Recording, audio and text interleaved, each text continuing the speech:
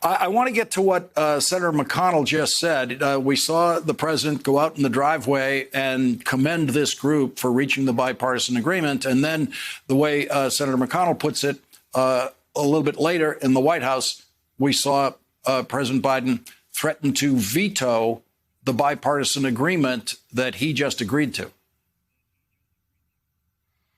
What the president was doing was making sure that people understood that this is a dual-track process to get his American Jobs Plan and American Families Plan done. And we worked hard to get an agreement across the aisle, bipartisan, to invest in America's future and its competitiveness. But those senators were not interested in helping on the American Families Plan and other of his agenda, which he always said would come in a second bill.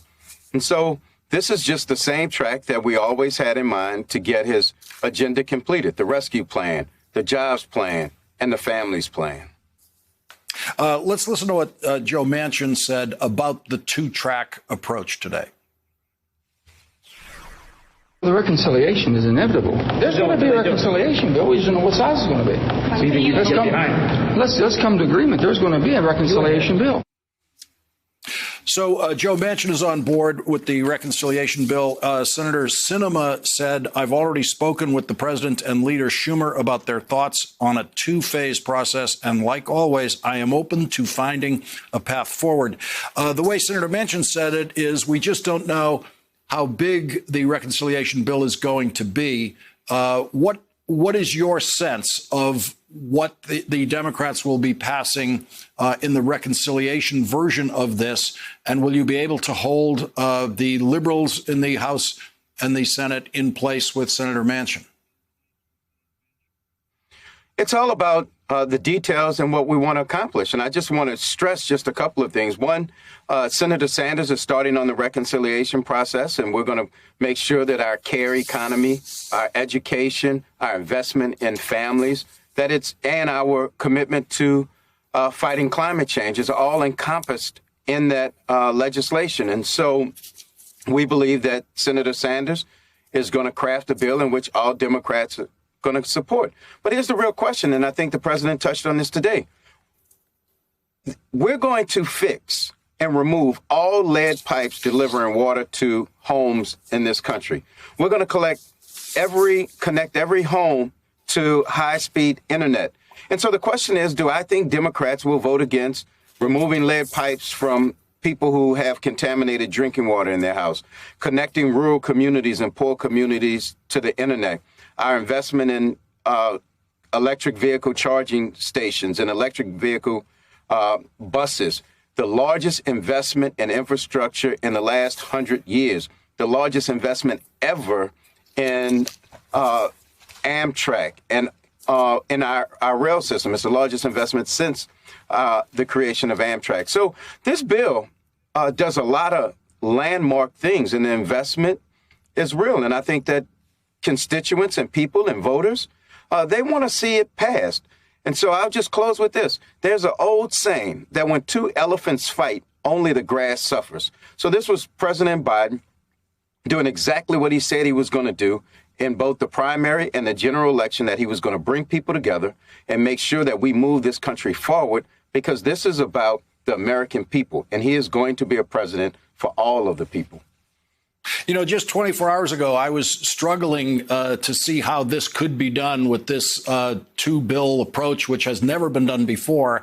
But it is ripening into something that is starting to make a certain sense about how it is going to work. We just heard Congresswoman Jayapal in the last hour with Rachel Maddow speaking very positively about this agreement today, even though it leaves out her priorities, because she expects her priorities, as Senator Sanders does, to be dealt with in the next bill. Senator Sanders speaking very positively today about this bipartisan agreement. So it does seem to be taking shape on the Democratic side as intended. It's just a question of what does that reconciliation bill end up being and how many compromises will have to be made there. Well, again, it's going to be the president's priorities for the American Families Plan plus climate, which came out of the jobs plan. But Lawrence, I'm so glad you started with that President Biden has been doubted since he declared for presidency. He was not progressive enough to win the primary. He couldn't win the general election. He did all of those things. We couldn't pass the rescue plan at $1.9 trillion. We couldn't do 100 million shots in the first 100 days, and we did 220 million shots. People keep underestimating Joe Biden, and they're dead wrong. He said from the beginning, I have a rescue plan, and then I'm coming back with a jobs plan to invest in our physical infrastructure. And then I'm coming back with a families plan to invest in our human infrastructure. So he's been crystal clear about what he wanted to do. And I think people underestimate his experience in the Senate and the fact that he completely knows exactly what he's doing. And so that's why experience matters and relationships matter. So I think that this is exactly what he was thinking when he designed this. And I think that people are going to be happy that Washington delivers for the people. And you have a president that can bring people together when he has to, and that he's focused enough that if he has to go at it alone, like with the rescue plan, he's able to do that. You have had as many as 11 Republican senators in the bipartisan negotiations. If you have 11, that brings you to 61. It's literally exactly one more than you need to pass in the Senate. But is there any indication that those 11 could attract more Republicans to this bill?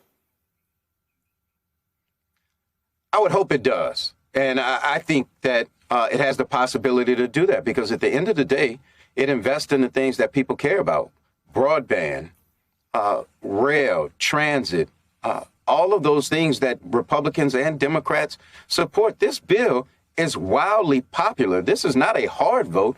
This is actually an easy vote, just like the rescue plan, because the American public supports it. So my hope would be that it passes with overwhelming bipartisan support.